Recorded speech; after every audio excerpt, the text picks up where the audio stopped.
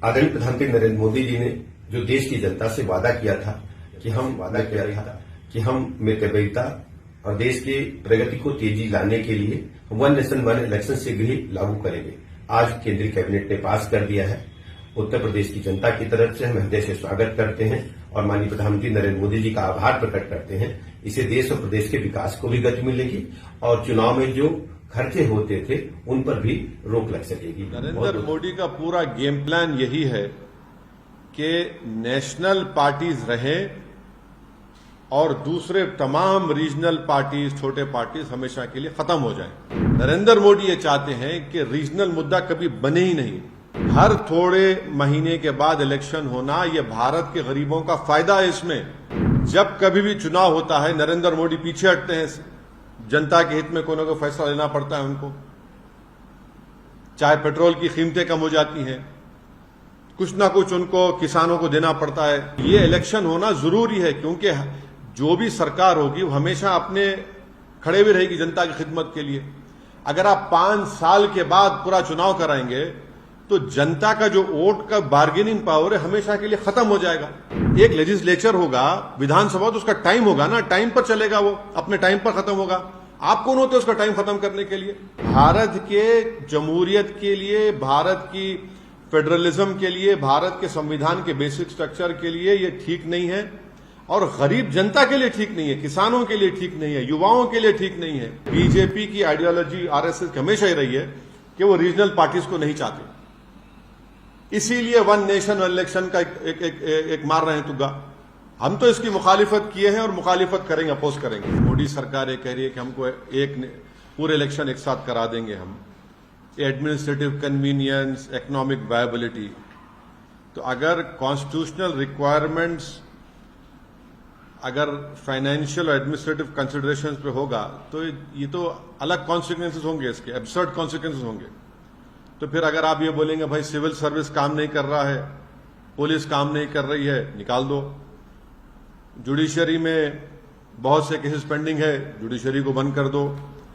तो ये ऐसा नहीं हो सकता है। इसीलिए ये जो वन नेशन वन इलेक्शन की बात नरेंद्र मोदी 2019 से कर रहे हैं, 2019 में जब को दोबारा कामयाबी मिली तो उस वक्त ऑल पार्टी मीटिंग हुई थी पार्लियामेंट की, लोकसभा की लाइब्रेरी में।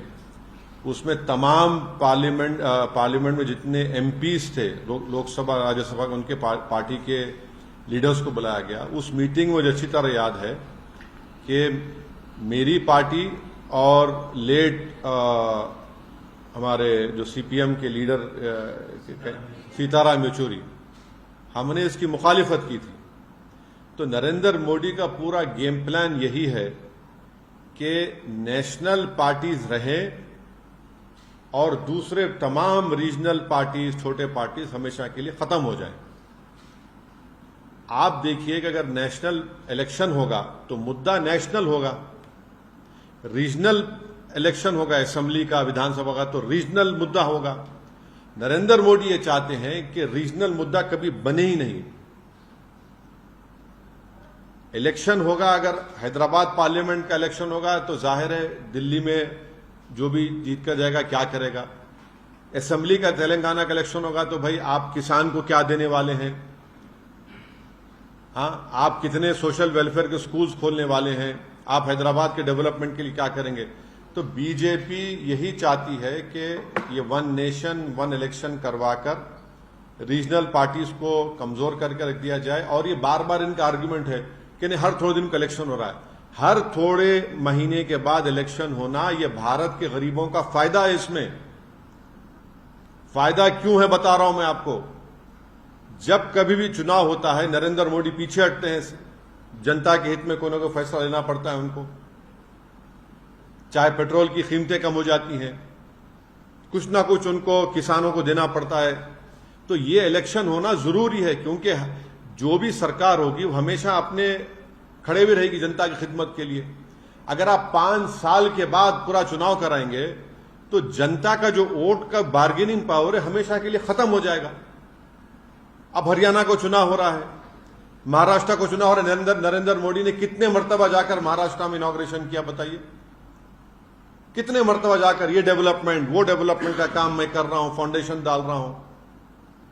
तो इससे भारत के गरीब मतदानों का, स्टेट्स का बहुत बड़ा नुकसान होगा और कॉन्स्टिट्यूशन का बेसिक स्ट्रक्चर का हिस्सा है। अब एक लेजिस्लेचर का एक टाइम है। अब तेलंगाना का इलेक्शन होगा 28 में, पार्लियामेंट का इलेक्शन होगा 29 में, अब महाराष्ट्र का इलेक्शन होगा अभी नवंबर में, 5 साल के बाद होगा, 29 में होगा, बिहार का इलेक्शन होगा बाद में होगा। आप कैसे सबको उसका टाइम कैसे खत्म करेंगे? आप होते कौन है टाइम खत्म करने वाले? एक लेजिस्लेचर होगा, विधानसभा, तो उसका टाइम होगा ना, टाइम पर चलेगा, वो अपने टाइम पर खत्म होगा। आप कौन होते उसका टाइम खत्म करने के लिए?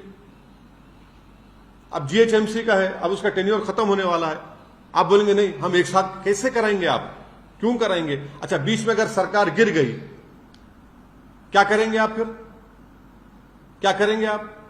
तो ये भारत के जमहूरियत के लिए, भारत की फेडरलिज्म के लिए, भारत के संविधान के बेसिक स्ट्रक्चर के लिए ये ठीक नहीं है और गरीब जनता के लिए ठीक नहीं है, किसानों के लिए ठीक नहीं है, युवाओं के लिए ठीक नहीं है। पैसे तो हर इलेक्शन के लिए अलॉकेट होते हैं ना। विधान अब बिहार का या हरियाणा का हो रहा है, उसके लिए तो कश्मीर का हो रहा है तो पैसे अलॉट हो रहे हैं, महाराष्ट्र का होगा पैसे अलॉट होंगे और फिर उसके बाद झारखंड का होगा पैसे अलॉट होंगे।